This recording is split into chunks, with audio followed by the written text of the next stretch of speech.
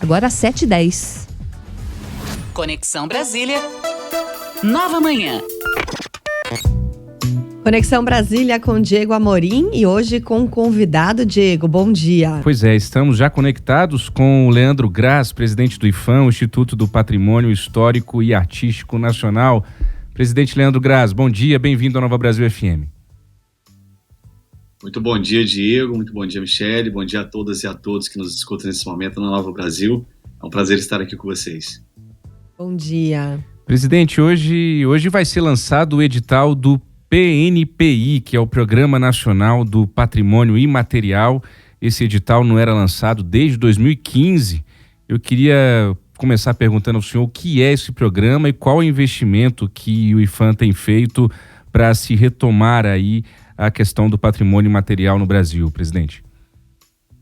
Perfeitamente, Diego. Esse edital não era lançado desde 2015. É uma das principais políticas públicas do patrimônio cultural. Atende aquilo que nós chamamos de patrimônio imaterial. Na prática, nós estamos falando de pessoas, de comunidades, de grupos que representam a cultura popular brasileira, pessoas do carimbó, do frevo, do maracatu, o ofício das baianas do acarajé, a roda de capoeira, entre outros. Ou seja, nós estamos falando da essência do povo brasileiro. Este programa está sendo retomado neste ano com um investimento recorde de 7,5 milhões no único edital para pesquisa e fomento, ou seja, nós vamos trabalhar tanto na perspectiva de aprofundar o conhecimento sobre essa cultura popular, sobre esse patrimônio imaterial, bem como nós vamos fazer o incentivo direto para atividades, para ações que visam justamente transmitir esses saberes, essas formas de fazer, todo esse conhecimento para frente, no sentido dessas expressões culturais poderem se perpetuar ao longo do tempo. Então, é uma grande vitória, uma grande retomada. Nesse ano nós saltamos de 1,7, foi o que ocorreu no ano passado, 1.700.000 para 22 milhões de investimento no patrimônio imaterial. Esta é a principal ação, mas há outras também que estão transcorrendo aí em todo o Brasil através das nossas superintendências. Presidente, explica pra gente melhor, eu queria só entender a parte desse investimento, né, esse edital de mais de 7,5 milhões de reais. Na prática, ele se reverte como para essas culturas? Vocês ajudam a financiar esses bens imateriais? Nós temos 3 eixos, 3 linhas desse edital para viabilizar projetos, que é de pesquisas e ações de produção de conhecimento na área de sociolinguística. Temos uma segunda que é na área de diversidade linguística e temos uma terceira que é de fomento direto. As 2 primeiras são de produção de conhecimento, junto com essas comunidades. Ou seja, nós queremos cadastrar, registrar, identificar, para que todo esse processo se reverta, principalmente em materiais, em publicações, em referências sobre essas comunidades. A terceira linha, que é uma linha de, digamos, injeção de recursos mais direta, tem a ver com a viabilidade de projetos, a viabilidade de programas, ações, festivais, formações ligadas a esses grupos. Então, a gente estima aí que esse valor de 7,5 milhões vai permitir algo em torno de 30 a 35 projetos que têm relação direta com essas comunidades de detentores do patrimônio imaterial, que é o nome tecnicamente que a gente utiliza para designar, para se referir a esses grupos. São as pessoas que detêm os saberes, que detêm os conhecimentos, que detêm as formas de fazer do patrimônio imaterial brasileiro. Hoje no Brasil nós temos 52 bens registrados. Quando nós tratamos do imaterial, nós não falamos tombados, nós falamos registrados. Há 52 bens registrados espalhados em todo o Brasil, que vão desde expressões musicais, expressões que têm a ver com as culturas, com as tradições populares. Então, esse edital visa atender justamente esse arcabouço, esse leque de bens registrados em nosso país. E esse lançamento do edital vai ser hoje à tarde aqui em Brasília, um evento marcado para as 4 horas, com a presença do Leandro Graz, claro, e da ministra da Cultura, Margarete Menezes. Presidente, a questão da educação patrimonial também entrou na pauta do IPHAN, depois do que a gente assistiu aqui no 8 de janeiro em Brasília. Muitas autoridades têm repetido insistentemente de que o 8 de janeiro não se repetirá nunca mais no Brasil. O que o IPHAN pode fazer para que isso seja uma verdade, que nunca mais a gente tenha aquilo que a gente viu no dia 8, presidente? Diego, o dia 8 de janeiro exemplifica, ilustra uma série de problemas da sociedade brasileira, os traumas que nós não tratamos, desde a escravização de pessoas negras, passando pela dizimação dos povos indígenas, passando pela ditadura militar. Porque você estava falando sobre essa questão da educação patrimonial, a questão que envolve os atos terroristas do 8 de janeiro. Pode concluir essa sua resposta, por favor, Leandro?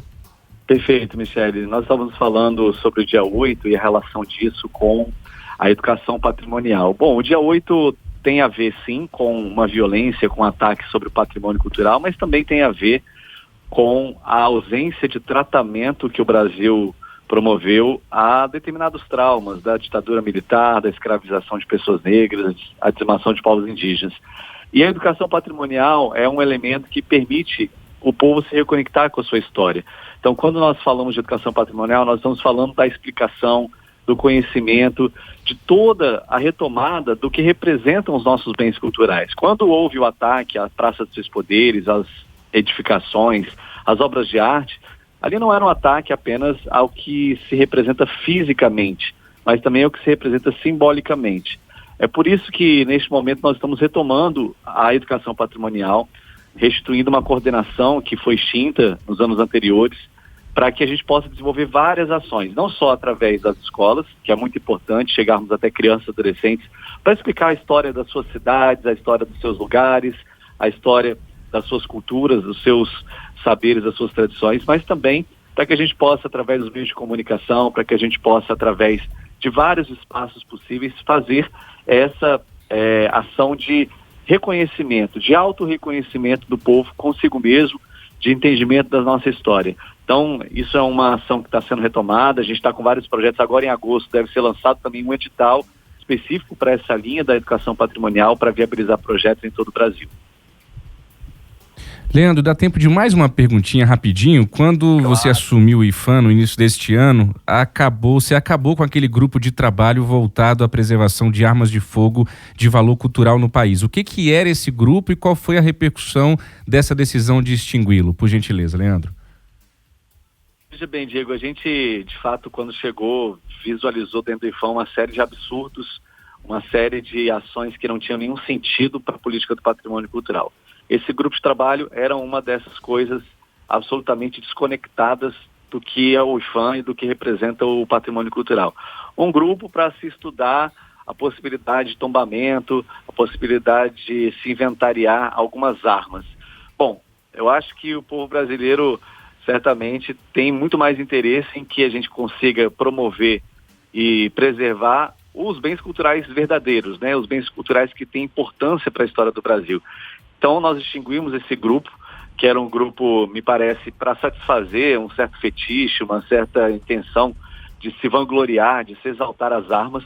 A gente quer exaltar o carimbó, a gente quer exaltar o maracatu, a gente quer exaltar o frevo, a gente quer preservar os mais de 1.000 bens tombados que o Brasil tem, entre edificações como museus, praças, igrejas, teatros, cidades inteiras como Ouro Preto, Diamantina, Brasília, São Luís do Maranhão, Olinda. Ou seja, a gente tem coisas muito mais importantes para se discutir e para agir em relação a elas do que armas. Então, uma das medidas que a gente teve foi extinguir esse grupo, que era um grupo absolutamente inútil, para que a gente pudesse colocar a energia dos nossos servidores e do próprio IPHAN a serviço daquilo que importa, que é a preservação da memória e a preservação do patrimônio cultural brasileiro. Muito bem, a gente agradece demais a entrevista aqui no Nova Manhã, o jornalismo da Nova Brasil, presidente nacional do IPHAN, Instituto do Patrimônio Histórico e Artístico Nacional, Leandro Graz. Obrigada e bom evento hoje aí com o lançamento desse edital.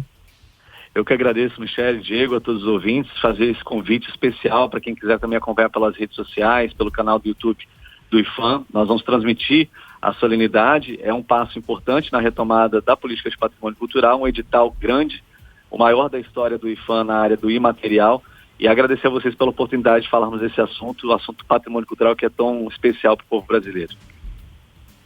Obrigada, Leandro. Muito obrigado, Leandro. Agora, Obrigado, bom dia. 7h26,